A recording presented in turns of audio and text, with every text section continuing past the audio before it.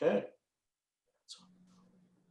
So I believe I see myself and I see everyone else, so we'll get started. Hello, everyone. My name is Caleb Hale. I am the Director of Communications for the SIU Alumni Association.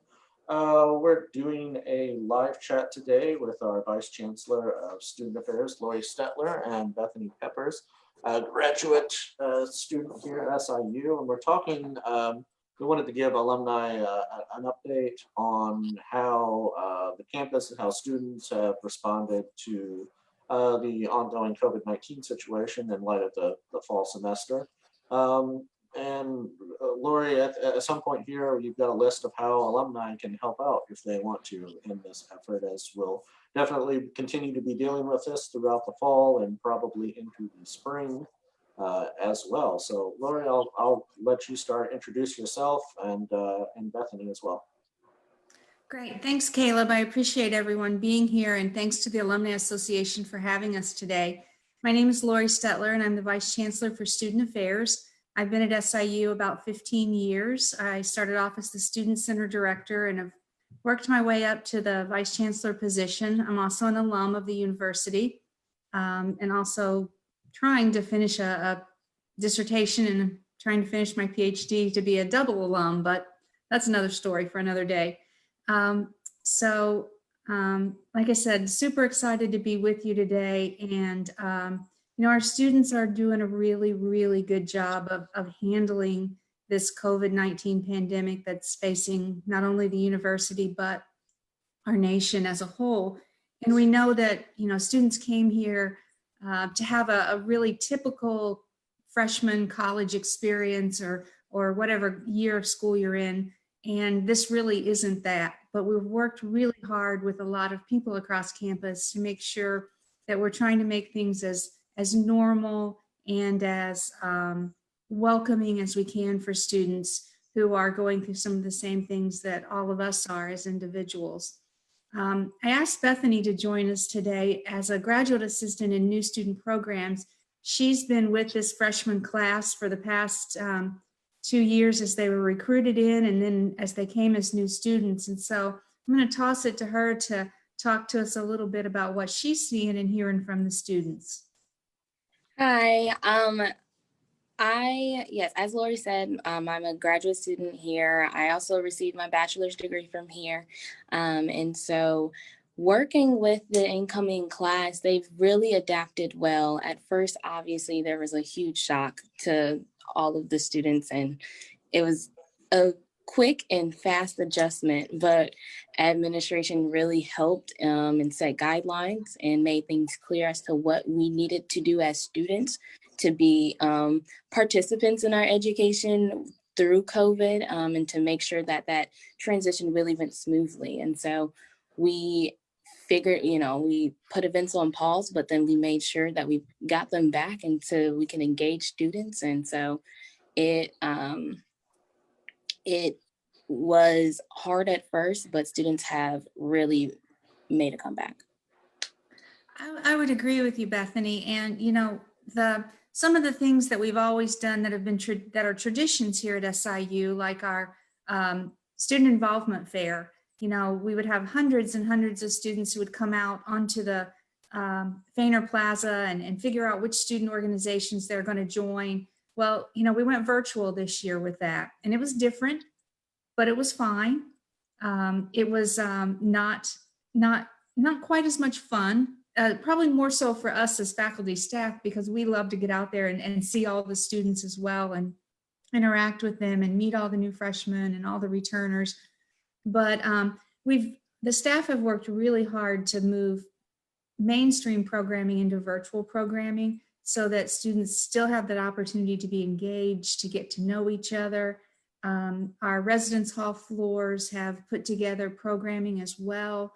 They've all got their kind of little bubble that they've created on their floors, and they're working hard within them to not only be engaged, but to be safe and to follow the rules that are set.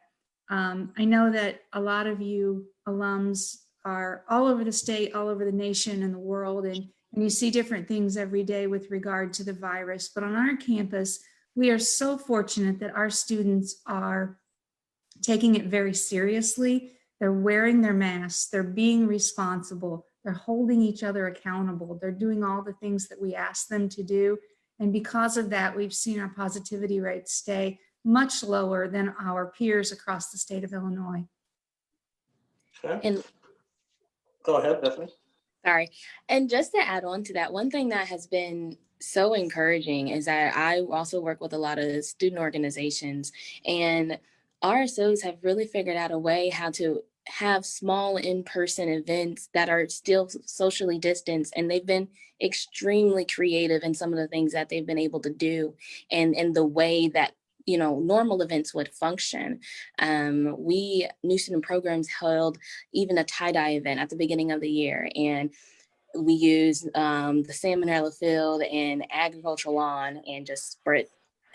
We marched 6 feet out, and students were, in the back of the line where I heard students as I was going to, make sure everyone's socially distant and 6 feet, and on their marks, we heard students stand on the next X. So it's really just been such a community effort, and you see bingos and painting on the balconies. And so I think once we all got accustomed to it, the students have really just taken it to the next level to make sure that we still have, fun things for us to do. Right. Well, it's good that you're all trying to keep each other sane through this as well. I think that makes a lot of effort, or makes a lot of difference, because I think the one thing we've seen throughout this whole the whole episode is, the kind of the reactions of the community and the people around you really do dictate how you're going to behave during this as well. So it's good that everyone's kind of pulling forward and in the same direction as well. Lori, I wanted to ask you about what students being familiar with what happens if someone should test positive for the virus, and I mean, how are they familiar with the protocols, and are they being followed, and how has that process been working out? So we have we have a form on the university website where students or faculty staff can report themselves, or if someone reports to them that they are positive or that they have been around someone who's tested positive. And then those forms go to myself and Chief of Police, Chief Newman. We follow up with every one of those. He works directly with Jackson County Public Health, who then helps us determine to make sure that those who have tested positive are isolated. Those who have been around anyone who have tested positive but aren't positive are quarantined.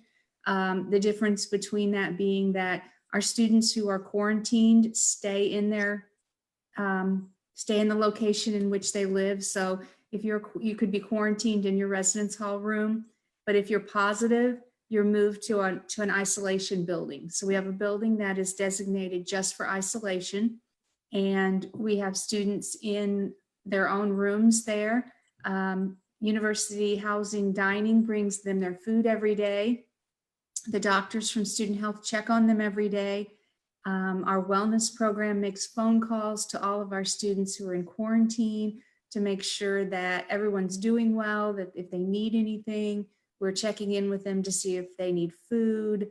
We're calling off-campus students as well as on-campus students. I've delivered groceries to students who are quarantined and left them on their doorsteps, and we've made sure that everybody has what they need.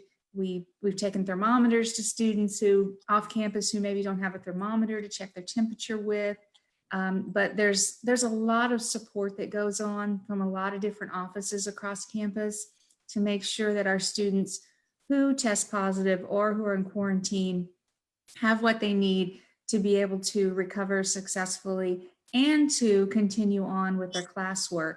So once someone is either in isolation or quarantine, we work with the Dean of Students office, and she works directly with the faculty and lets the faculty know that the student will be out of class and that they're dealing with a medical situation, and then ask the faculty to work with them to make sure that they're allowed to make up their work and to be sympathetic to the fact that they're sick and that they're dealing with something. We protect their privacy as much as we possibly can. So we get a lot of questions back about wanting to know, do they have COVID or not, which we obviously can't disclose, but we let faculty know that they are ill and that they need some compassion. And our faculty have been absolutely wonderful in reaching back out to our students, making sure that they have what they need to be able to stay up to date with their classes, giving them the empathy and compassion with regard to tests and making sure that they have enough time to be able to study and do that. Bethany, what are you hearing from a student perspective with regard to working with faculty? That for the majority of the faculty are being proactive and saying, yes, this is a system, and if you also can feel comfortable to reach out to me and you can let me know. And scheduling days, I know some instructors have specific days that especially when it comes to like performance things that you would normally need to be in person for. They've really structured the classes in a way that work best for the student. And even if you aren't having COVID, it's just leniency because of the times that we're living in. How kind of the balance of the in-person and the distance learning class has been working out from what you've heard? Yes, so I have one in-person class, even myself, and online. And so it was a bit weird to adjust to at first because Zoom can get tiring, and with grad classes, it's like 3 hours. But even with those, incorporating different videos and different interactive things as much as we can, even through Zoom and through different online modules, has really just become the standard. We're hearing from students that they enjoy the in-person classes, the face-to-face instruction, because it is a kind of a relief from the virtual side and it's more personal. We've taken a lot of precautions in the classroom with regard to making sure that desks are removed and that everything is spaced a minimum of 6 feet apart. We've provided all kinds of cleaning supplies in the rooms so that students can clean their space before they leave. They can clean their space when they're done. Faculty take care of that as well in between. And we have a wonderful PSO, plant services operations. Our building service workers have just gone above and beyond to keep our facilities clean. You see them walking around with everything from spray bottles and towels to these real supersonic hydrostatic pieces of machinery that fog out this chemical that destroys the germs. And so they've been wonderful in that as well. Right. I feel very good about touching my own door handle in my office over there because they're by at least once a day to spray that down. In addition to taking care of the basic and the education needs of students, I know it can be difficult to be away from home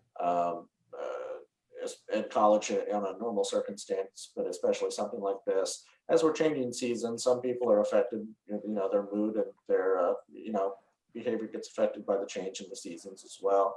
And there's just a mental health aspect to this as well that I know university is conscious in addressing. So can you tell me a little bit about what kinds of steps are being done to make sure that students don't feel isolated or alone, or if they feel they're in need of some additional help, they can get access to it?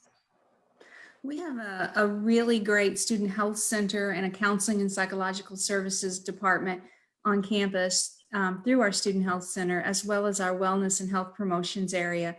And CAPS is equipped with a large number of counselors. And we also have a program that we started several years ago. They're basically counselors in residence. So we have counselors that are, their offices are in the residence halls. So they're there in the evenings and the weekends. So students can see a counselor not only during the 8 to 5 time period, but they can see them until 9 o'clock at night. And I think that's really helpful for students who are feeling maybe isolated or feeling like they miss mom and dad, or they miss their pup, or whatever it is that makes them have comfort. And so we reach out to the students, the RAs and the APAs that are on the residence hall floors. They know their residents, they know, you know, to ask questions and to make sure that they're following up. Through CAPS, we have both in-person appointments as well as telehealth or telemed. So if you're someone who's not comfortable going into a session one-on-one or face-to-face because of the pandemic and your fears of the virus, they'll meet with you confidentially, just like we're meeting over Facebook in a virtual situation, and still get that counseling and support that they need. Bethany's been working on a really cool initiative with BAC. You want to tell them about that? Yeah, so going back to this, how everything has really been a community effort. The Black Affairs Council has partnered with a lot of different organizations and different departments on campus to offer free therapy for students, undergraduate and graduate students. And so, and they're offering 10 free counseling sessions. So sort of enough to get you through the rest of the semester, kind of. We know October can be a really rough time already. And so just trying to make sure that students have what they need to push them through. And so different things like this are what helping students get through. Our Office of Student Engagement did sending postcards and letters home through during our family week. And so just different things like that. And I sent one to my mom, and it was like, then we were on the phone for 2 hours after she got that, you know? And so it's that sort of thing that it's nice to get a connection and just to be reminded that from a student's perspective, hey, let me show my appreciation, but then also remembering that, oh, they're all people that are here and supporting me. And so from an on-campus and off-campus perspective, these things are happening for our students. Okay. And yeah, now how's the response been to that program overall? Or that It's just been implementing, but I know that they've had some students taking advantage of it. Okay, good. Yeah. Moving on, we know kind of we know kind of the game plan for the toward the end of this semester around Thanksgiving is that a lot of the activity is going to go full remote at that point. Can you give us a little bit of a kind of an update for what to expect as the semester kind of closes out, and also a little bit about what to expect in the spring semester, because I know there's going to be a delay in the start of the spring semester in January, but you know, what can people kind of expect going into that? Okay, so as everybody probably knows, we're going to wrap up the semester with on campus the Sunday before Thanksgiving. Students who are in the residence halls will move home. We will have an opportunity for anyone who needs to stay on campus, has a need to stay on campus, will be able to petition to do so. But most students will go home right before Thanksgiving. And then we will finish up the last 2 weeks of the semester virtually and go into finals week. And we decided to do that for a variety of reasons, but mostly because we wanted to control the spread. And we know that students want to go home. We haven't had any breaks, and they really want to be with their family and they want to be with their friends.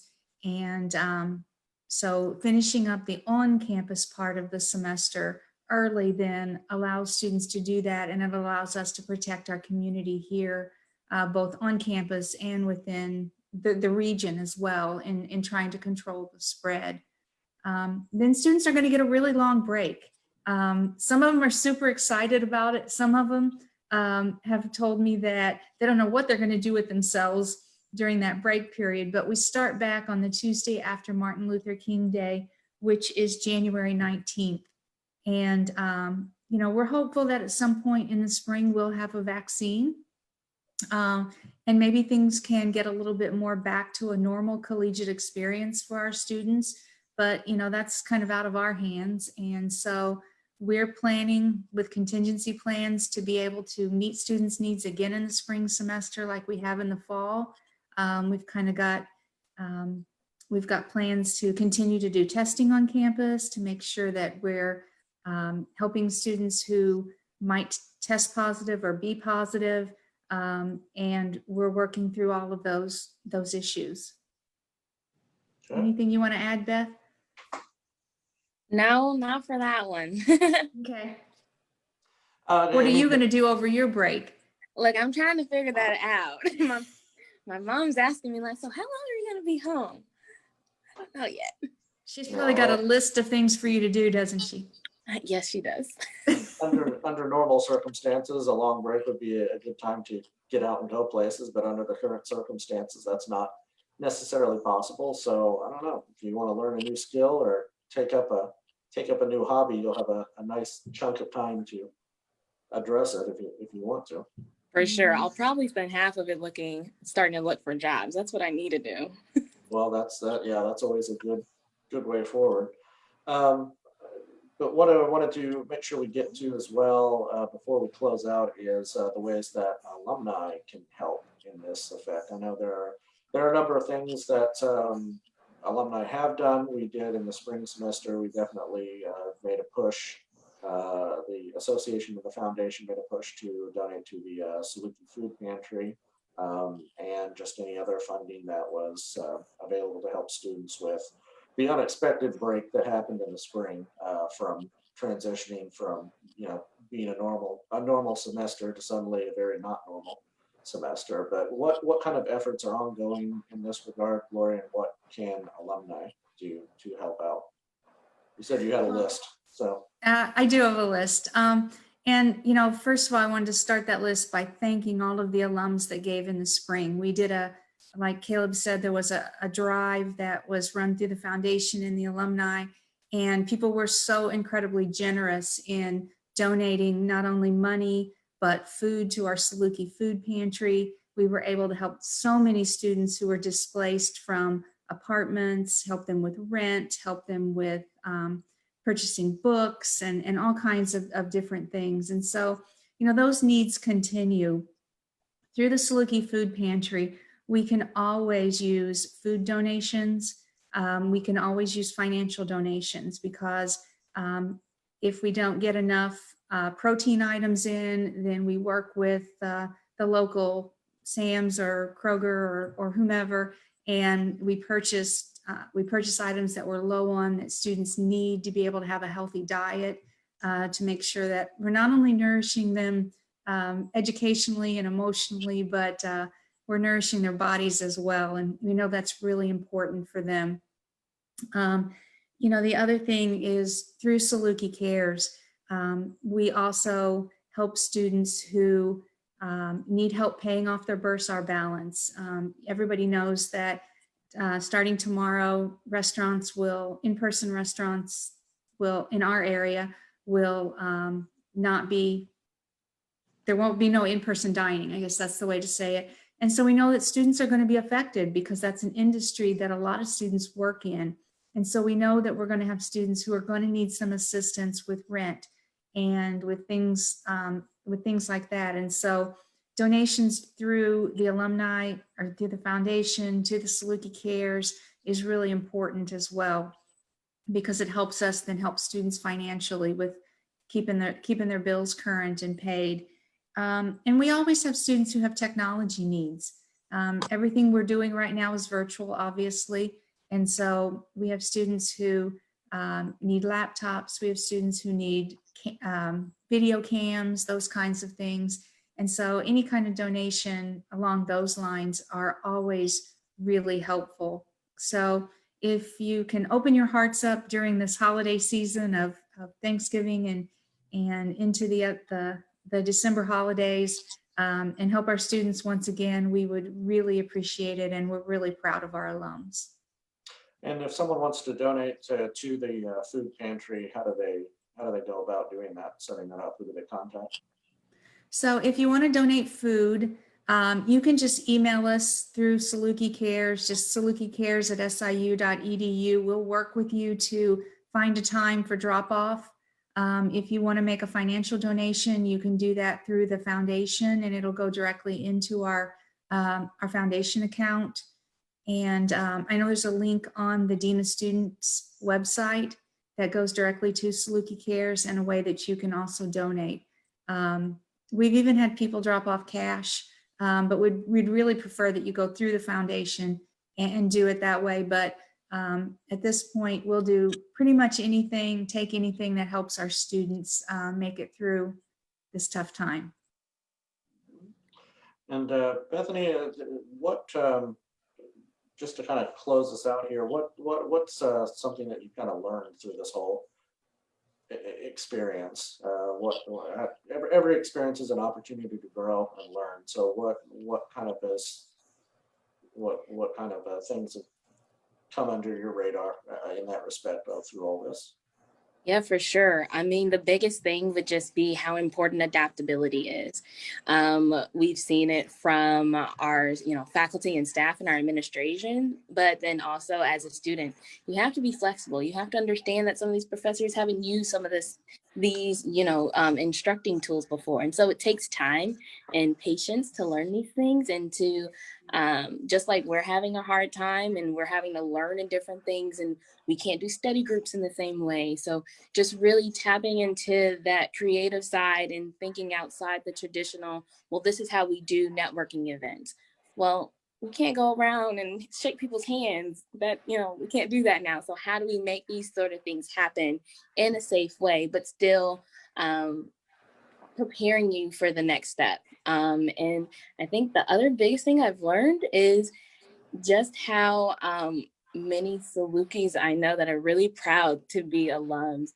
I think it was, the degree challenge or something that was going around social media, and my timeline was flooded with graduation pictures of SIUCs from, young and old, recent and old alums. And so I think that's something that also alumni can do, is to continue to show your pride in your SIU, and to let current students know what you're doing, how you're using your degrees and whatnot. And yeah, that's kind of what it is. It's something we always ask our alumni to do, is just reach out to us, or we have opportunities to let alumni network and connect with students, and just kind of let them know, hey, there's life on the other side of all this. It's not for nothing. There will be good days ahead. And same way that we have here, like we said, we're all learning new life skills. My particular life skill is learning how to match my mask to my current attire for the day. So I think it really it's the fashion accessory of 2020. Yeah, there you go. I think that this pandemic has really validated the slogan, once a SIUC, always a SIUC, because we have seen people step up in really tough times and help our students. And not only are we proud of our students for being responsible and really taking this on and taking it in stride, but we're really proud of our alums who have stepped up beside our students and helped support them. So we're really thankful.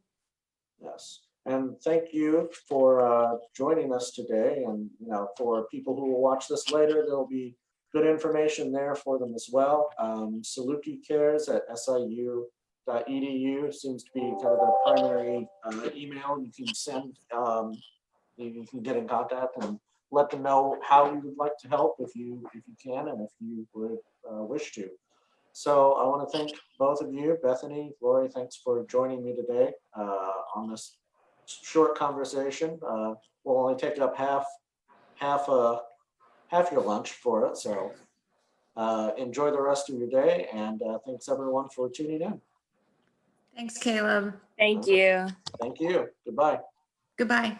Bye.